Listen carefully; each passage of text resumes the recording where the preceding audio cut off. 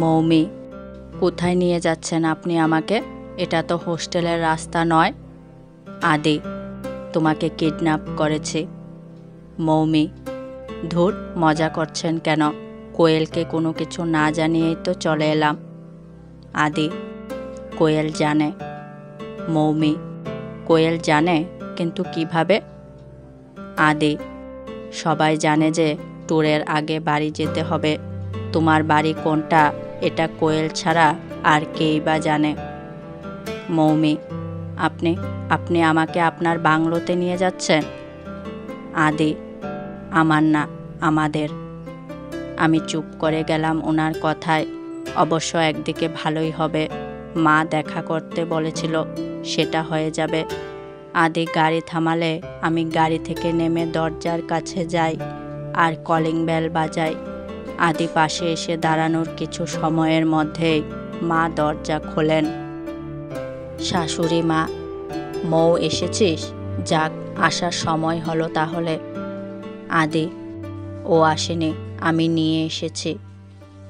আমি ওনাকে ভেঙচি কেটে ভিতরে ঢুকতে গেলেই আদি আমার হাত ধরে আটকে দেয় আর শাশুড়ি মাকে বলেন, আদি, এমনি ঢুকে যাব, বরণ করবে না? আদির প্রশ্ন শুনে আমি অবাক হয়ে ওনার দিকে একবার তাকিয়ে মায়ের দিকে তাকালে মাও ভ্রু কুঁচকে জিজ্ঞাসু দৃষ্টিতে আদির দিকে তাকান। আদি ভেবাচেকা খেয়ে বলেন, আদি, ইয়ে মানে হরিকাকা বলছিল তাই বললাম। এই বাড়িতে আগে মৌমি যতবার এসেছে ততবারই হরিকাকা আমাকে এটা বলেছে। আজ তুমি আছো দেখে মনে করলাম আর কি। শাশুড়ি মা, এই ব্যাপার হরিকাকা? না মানে, হ্যাঁ হ্যাঁ, এই বাড়িতে বৌমাকে বরণ করে তুললে খুব ভালো হয় আর কি। বাড়ির লক্ষ্মী বলে কথা, তাই বলেছিলাম। আদি বাবা বলেছিল পরে একদিন মনে করিয়ে দেবে। শাশুড়ি মা, বেশ, যা গিয়ে তৈরি করে নিয়ে আয় বরণের থালাটা। হরিকাকা, সব তৈরি আছে, আমি এক্ষুনি নিয়ে আসছি। শাশুড়ি মা, 1 মিনিট, তৈরি আছে কিভাবে? আদি মনে মনে, কাম সেরেছে। হরিকাকা গো, ম্যানেজ দাও। হরিকাকা, ওই আদি বাবা বলে গেছিলেন আজকে বৌমাকে আনবেন, তাই তৈরি করে রেখেছিলাম, আমি নিয়ে আসছি। হরিকাকা হুড়মুড়িয়ে ওখান থেকে চলে গেলেন। এতক্ষণে সব ঘটনায় আমি খুব ভালোভাবে লক্ষ্য করেছি। যতদূর মন বলছে আদিরই কাজ এইসব, কারণ উনিই বলেছিলেন প্রথম দিন পরে একদিন বরণ করে তোলার কথা। ইতিমধ্যে হরিকাকা বরণের থালা নিয়ে আসলে মা আমাদের দুজনকে একসাথে বরণ করে ঘরে তোলেন। ঘরে ঢুকে আদি ফ্রেশ হতে গেলে আমি আর মা গল্প করতে থাকি। বেশ কিছুক্ষণ পর মৌমি, মা, আমি একটা কথা ভাবছিলাম। শাশুড়ি মা, হ্যাঁ বল না। মৌমি, অনেক দিন বাবা মায়ের সাথে কথা হয় না, দেখা হয় না, এই ছুটিটা আমি আমার বাড়িতে কাটালে হয় না? শাশুড়ি মা আমার কথায় বেশ চিন্তিত হয়ে পড়লেন। কিছু সময় পর উত্তর দিলেন, শাশুড়ি মা, ঠিক আছে, আগামীকাল সকালে আদি না হয় তোকে কলকাতা পৌঁছে দেবে, কেমন? আমি খুশি হয়ে মাকে কিছু বলবো তার আগেই মায়ের পিছনে সদ্য এসে দাঁড়ানো আদির দিকে চোখ গেল। মুখটা শুকনো লাগছে, কিন্তু কেন? এই তো বেশ ঠিক ছিলেন। আমার হঠাৎ চুপ করে যাওয়া দেখে শাশুড়ি মা পিছন ফিরলেন।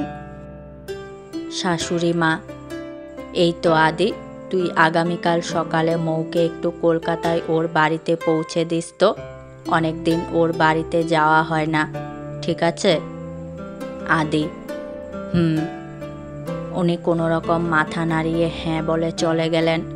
শাশুড়ি মা পিছন থেকে ডেকে বললেন, শাশুড়ি মা, আদি, কোথায় যাচ্ছিস?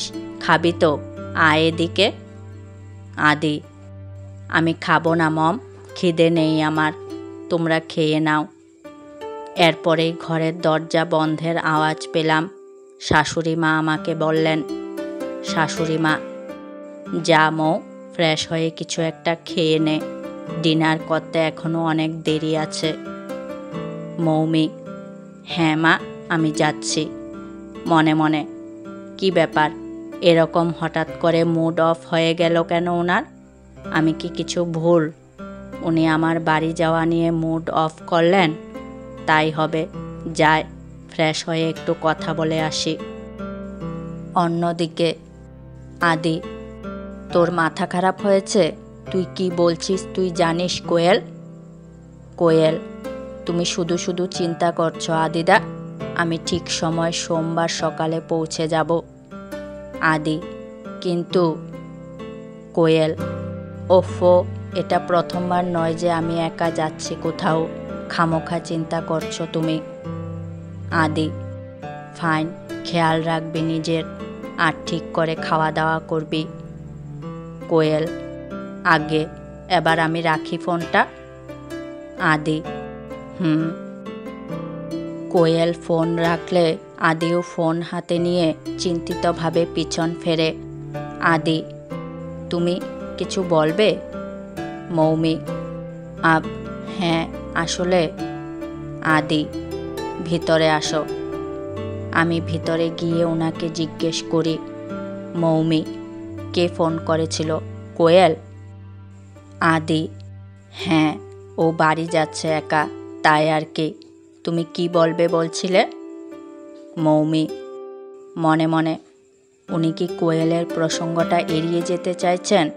থাক, এই বিষয়ে আর কথা বলার এখন দরকার নেই। তাহলে বলছি, আপনি যাবেন তো কালকে আমাকে বাড়ি পৌঁছে দিতে? আদি: হুম। মৌমি: আপনার কি কালকে কোনো কাজ আছে? আদি: না, কেন? মৌমি: আমার কেন জানি না মনে হচ্ছে আপনার ইচ্ছা নেই আমাকে পৌঁছে দেওয়ার, তাই জিজ্ঞেস করলাম।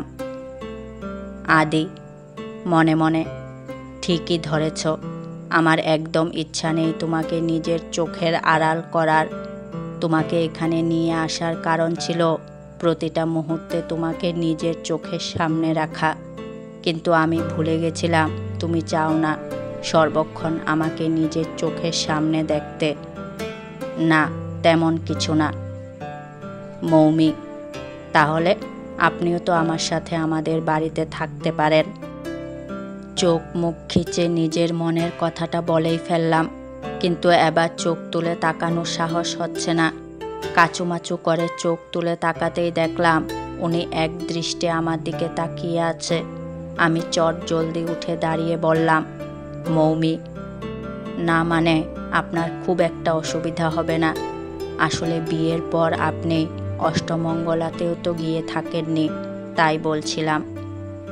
কথা শেষ করতেই আমি নিজের হাতে ওনার হাতে স্পর্শ পেলাম। ওনার দিকে তাকাতেই দেখলাম উনি হাসি মুখে আমাকে বসার জন্য ইশারা করলেন। আমি বসতেই উনি বললেন, আদি, ঠিক আছে, আমি কালকের দিনটা থেকে পরের দিন চলে আসব, কারণ ট্যুরের সব কিছুর আয়োজন আমাকে আর রাজকে করতে হবে। আমি না থাকলে রাজের উপর অনেক চাপ পড়ে যাবে। আমি আবার না হয় শনিবার দিন সকালে গিয়ে থেকে রবিবার দিন বিকেলে তোমাকে নিয়ে আসব, চলবে? মৌমি: তাহলে আমি মা বাবাকে জানিয়ে দিই? আদি: অবশ্যই। আমি খুশি হয়ে চলে আসতে নিলে আদি আমার হাত আটকে বলেন, আদি, কোথায় যাচ্ছ? আজকে মা আছে, তুমি আলাদা ঘরে শুলে কি ভাববে? মৌমি: তাহলে? আদি: তোমার বাড়ি গেলেও তো আমাদের এক ঘরে শুতে হবে, তাই না? আমি সোফায় শুয়ে পড়ছি, তুমি বেডে শুয়ে পড়ো। মৌমি: আপনি সোফায় শোবেন? অসুবিধা হবে তো আপনার? আদি: আমি বেশিরভাগ সময় পড়ার টেবিলে ঘুমাই, আর না হলে সোফায়, তাই অসুবিধা হবে না। মৌমি: আচ্ছা, আপনি আজকে আমাকে একটু হেল্প করবেন? আদি: ইংলিশে? মৌমি: হ্যাঁ। আদি: ওকে।